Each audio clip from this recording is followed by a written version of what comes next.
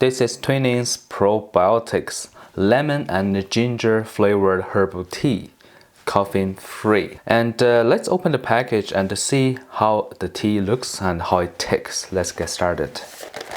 Looking for the place to open it. Oh, just right after I opened the little package, I can smell fresh lemon and ginger flavor. So let's put it into the water to see how it tastes.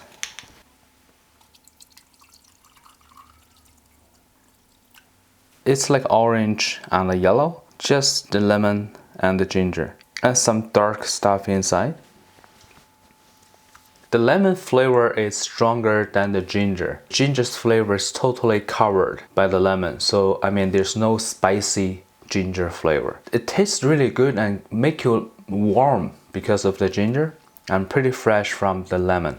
I think this is a really good tea because it got ginger. Ginger got a lot of functions to our body, especially in the winter time or a little bit cold, or you just stomach is not comfortable.